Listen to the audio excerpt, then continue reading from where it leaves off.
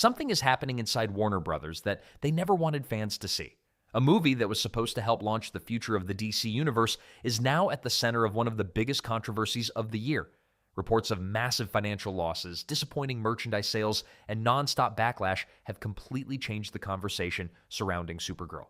But here's where the story takes an unexpected turn. Instead of accepting the criticism, some of the biggest names behind the film, including James Gunn and now Warner Brothers CEO David Zaslav, are pushing back against the narrative, insisting the movie isn't a failure and claiming its real success hasn't happened yet. The problem? Many fans simply aren't buying that explanation. And today, David Zaslav's latest comments are adding even more fuel to an already exploding debate. So, is Warner Brothers genuinely confident that Supergirl can still recover? Or are we watching one final attempt to protect the future of the DC Universe before things get even worse? Let's break down everything that was said. Welcome back, everyone. As of July 22nd, 2026, the fallout surrounding Supergirl continues to dominate discussions across the entertainment world, and the controversy doesn't appear to be slowing down anytime soon. For weeks now, some of the biggest figures connected to the project, including James Gunn, Supergirl writer Anna Nogueira, star Millie Alcock, and Warner Brothers Discovery CEO David Zaslav, have continued defending the movie as criticism surrounding its performance grows louder. The biggest concern remains the film's financial performance.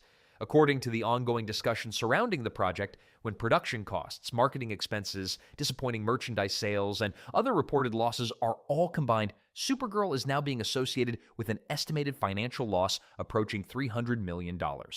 Reports surrounding the movie's merchandise performance have also fueled the conversation, with estimates suggesting an additional $80 to $85 million in lost merchandise revenue, making the situation even more difficult for Warner Brothers and DC Studios. Whether every estimate is completely accurate or not, one thing is clear. The movie's performance has raised serious questions about the future direction of the new DC Universe. Confidence inside the fan community has clearly been shaken. Instead of becoming another major step forward for James Gunn's DCU, Supergirl has become one of the most divisive projects the franchise has released so far. Despite that, the people behind the movie continue insisting that the film shouldn't be viewed as a failure. Supporters of the project argue that its full performance can't be judged until digital and streaming numbers are included. Critics, however, believe the theatrical response has already painted a very different picture. One of the biggest criticisms continues to focus on the movie's overall creative direction. Many viewers have argued that the marketing campaign failed to generate excitement long before release. Others pointed to the writing itself, questioning how Kara Zor-El was portrayed throughout the story. That criticism has also placed additional attention on Anna Nogueira's screenplay, which James Gunn personally approved after previously revealing that he reviewed the script multiple times before giving it the green light. And now, as the debate continues to grow, David Zaslav has decided to publicly respond to the ongoing criticism, and his latest comments are generating just as much discussion as the movie itself. According to David Zaslav, much of the conversation surrounding Supergirl's reported financial losses has been driven by something far bigger than the movie itself. He argued that a significant portion of the backlash isn't simply about ticket sales or audience reactions. Instead, he believes politics, social media, and mainstream media have all played a major role in shaping the public narrative around the film. Zaslav went on to claim that he recently discussed the situation with former Disney CEO Bob Iger, saying they shared similar concerns about how certain movies are judged in today's entertainment landscape. In his view, films led by female protagonists or projects that feature diverse casts often become the center of online controversy long before audiences even give them a fair chance. He suggested that this trend has grown beyond Hollywood and has become a global issue, with social media amplifying criticism at an unprecedented level. Even with the reports surrounding Supergirl's financial performance, Zaslav made it clear that he doesn't believe the movie's story is over. He acknowledged that the theatrical release fell short of expectations, but argued that the box office is no longer the only measurement of success in today's industry. According to him, the next chapter begins when the film reaches digital platforms and streaming services. Zaslav expressed confidence that a much larger audience will discover the movie from home, giving Supergirl the opportunity to recover and find the success he believes it deserves. He also addressed the online criticism aimed at the film's creative direction. Rather than focusing on the negativity circulating across social media, Zaslav encouraged audiences to watch the movie for themselves before forming an opinion. He argued that once viewers move beyond the online debate, they'll better understand the story that James Gunn and Anna Nogueira were trying to tell. According to Zaslav, The film was designed to present Kara Zor-El as a strong and inspiring role model for women and young girls, and he praised the creative team for pursuing that vision. He also questioned many of the financial reports circulating online, encouraging audiences not to rely solely on industry headlines when judging the movie's overall performance.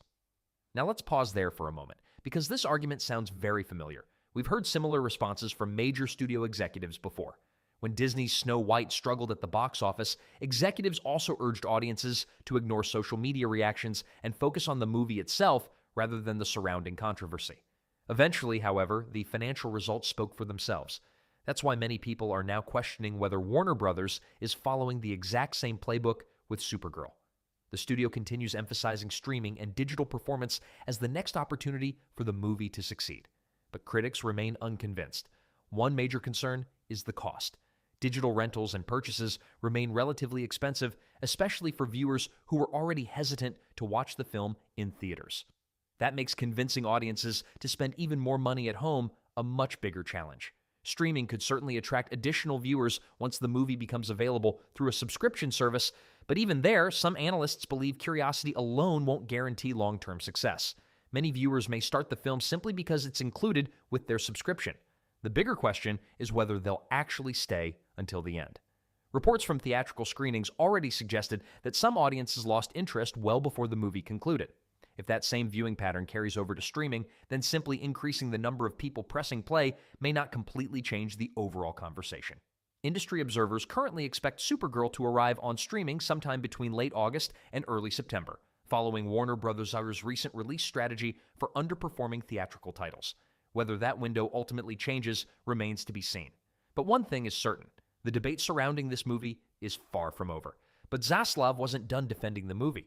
He went on to argue that much of the criticism surrounding Supergirl is based on misinformation. According to him, people shouldn't compare the film to past DC disappointments like The Flash, saying the industry was in a completely different place back in 2023, when audiences were still heavily favoring streaming over theaters. His message was simple: trust the process, ignore the online noise, and judge the movie for yourself.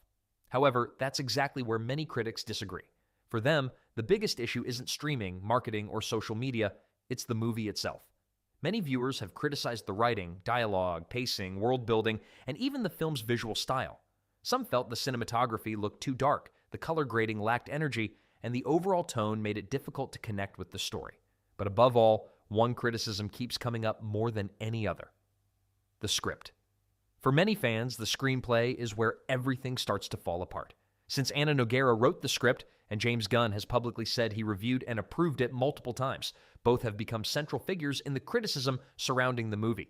That has also raised bigger questions about the decision-making process at DC Studios and whether future projects could face the same challenges if similar creative choices continue.